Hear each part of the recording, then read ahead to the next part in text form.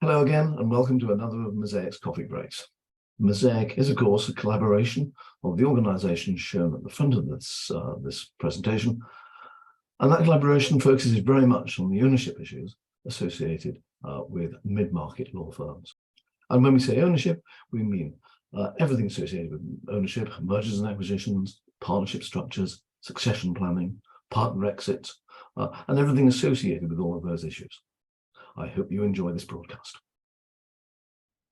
Hello, everybody, and welcome to the fourth and final part in our series of the red flags that we should be paying attention to in our merger process.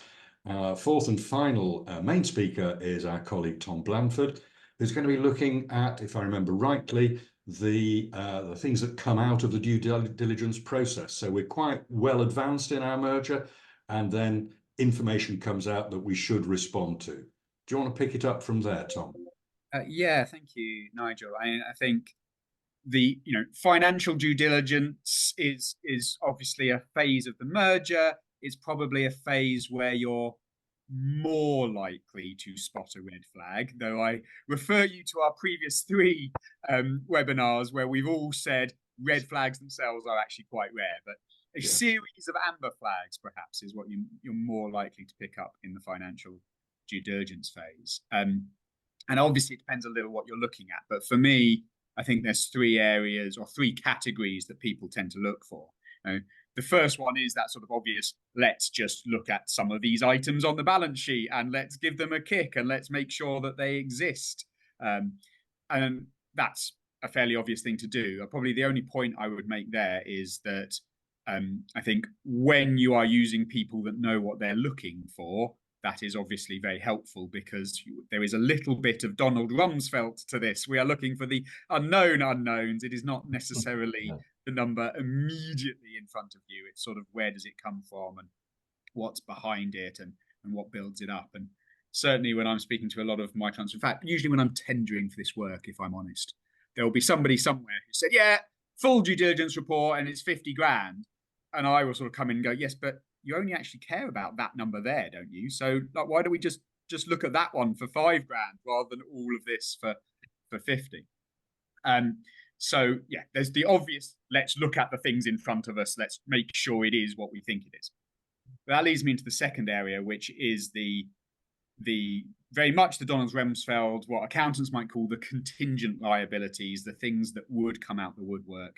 And that's where we're very deliberately looking for those red flags. Now, we're looking for them on the assumption that they're not there, of course, but you would be surprised how many onerous contracts there are. A certain very large legal software supplier has a change of ownership clause buried deep in its software, which says, well, you've bought this software for 5 years, and if you change ownership, you owe me all 5 years worth of fees. So you'd be surprised the contingent liabilities, the things that come out of the woodwork by virtue of the merger. And so the target firm in that scenario, they don't know about it. They're not hiding that skeleton. They also don't know that the skeleton exists. So there's a second area around contingent liabilities, deliberately looking for red flag items. Tom, can I just pick up on that point that the Donald Rumsfeld unknown unknowns? How do you craft instructions to pick up on the unknown unknowns? Because by definition, you don't know they're there. And how do you avoid being caught out in that situation?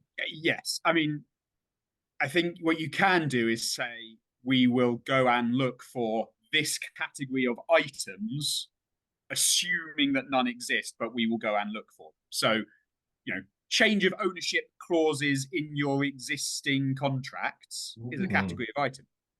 So we can go and look for those. And the list of contracts, that isn't an unknown. We know what they are, but actually looking for a change of ownership clause is something. So maybe they're known unknowns, to carry on quoting Mr. Rumsfeld. Yes. The third major area, which is a little bit newer, historically, I certainly would do very little, bordering on nothing, on the client accounts side of law firms, because for many years, this was just taken as read. You know, you're a law firm, you're as regulated as we are. Of course, you're doing your client accounting correctly. Of course, you are. But in the modern age, following more than one scandal, actually, people now are looking at it going, can we check this? You know, is there some very nasty residual balances hiding in there? Is there some client interest that should have been returned years and years ago and hasn't been? And of course, heaven forbid, there's what you might call genuine fraud, which of course is what some of the scandals have been about. But even absent them, there's a bit more of a heightened realization that you are taking over this client account, and to the extent to which it's messy, murky, not quite right, that's much more of a thing than perhaps it would have been. So I think, obviously with client account, about with all accounts, well, good due diligence, and I'd look to Tom to come up with those questions is ideal, but also a well-drafted APA or SPA should have warranties, and then if you're spotting anything that looks remotely dodgy, you'll be putting in an indemnity. If you think about that well-known one that went wrong, that is going to cost all our solicitors a lot on our practicing certificates. I mean, it's interesting. The SRA hadn't spotted it, the auditors hadn't spotted it. It begs the question as to how somebody even doing really good due diligence is going to spot something like that.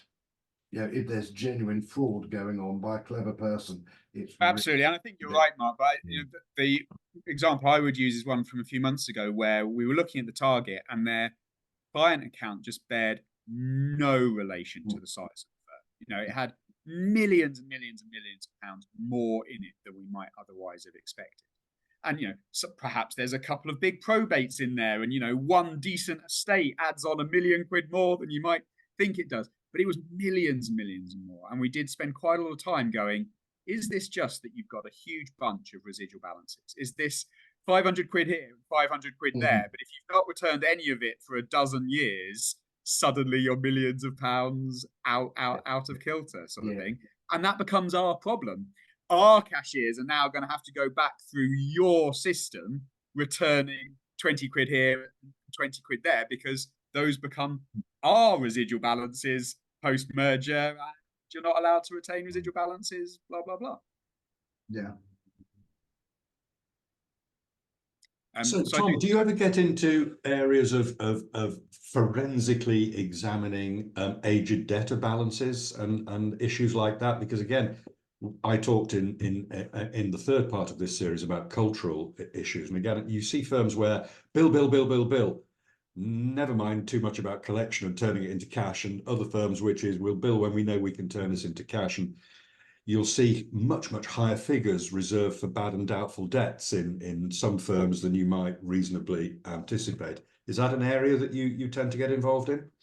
Yes, very much so. And I think that's that sort of first category is let's look at that number that's in front of us, the number that's been presented to us, and just establish its quality.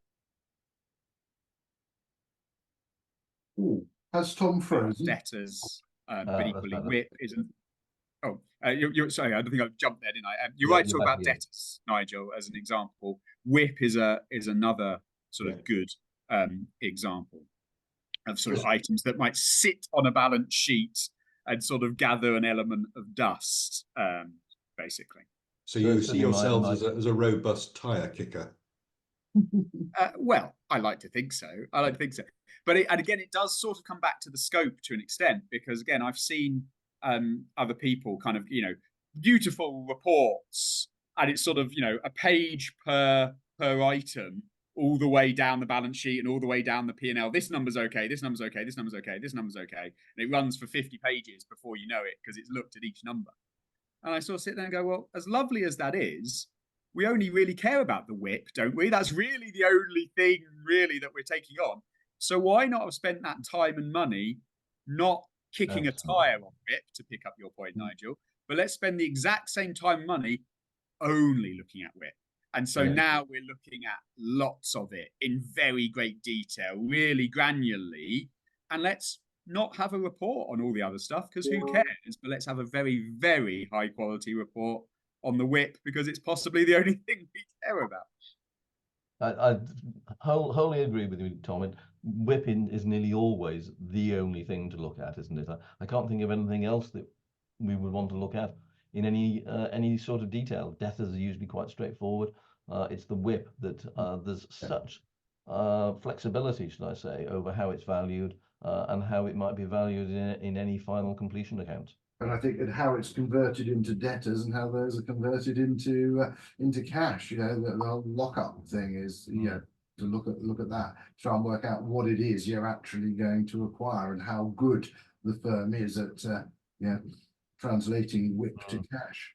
You also occasionally come across, I'm sure we've all experienced it, firms where there's balance sheet whip and off balance sheet whip, which is a whole different topic altogether, isn't it? A whole different order of magnitude. We'll pick that up, but certainly, this is key. Yeah. Certainly, Tom and I agree that as a profession, the accounting profession, have shot ourselves in the foot very seriously over the last 10, 15, if not 20 years, over the whole issue of how to value WIP and what should go into the account.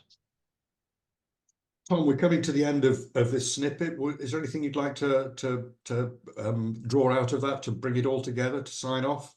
Yeah, I mean, I suppose my theme here is that there's more likely to be red flags in this phase, or perhaps better phrased is, this is maybe the phase where you deliberately go looking for them, which is slightly different to some of the other topics. And so that does make it slightly different, because whereas previously in many of the other things we've talked about, these things might come out the woodwork, it's relatively rare.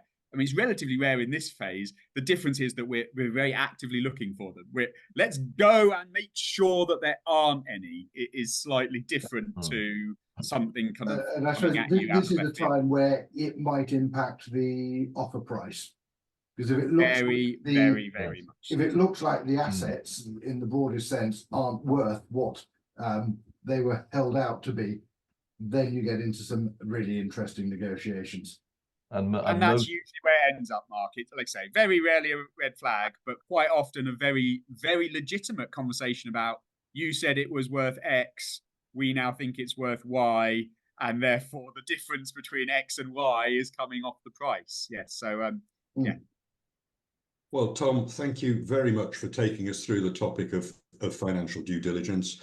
And for all those that have watched all 4 of our episodes in this series on merger red flags, thank you for bearing with us. I hope you've all found something of value and of interest in this series. So my thanks also to my colleagues Mark and Howard for their contributions. And I think, Mark, for kicking us off with your blog from several weeks ago, which gave us the idea for this series.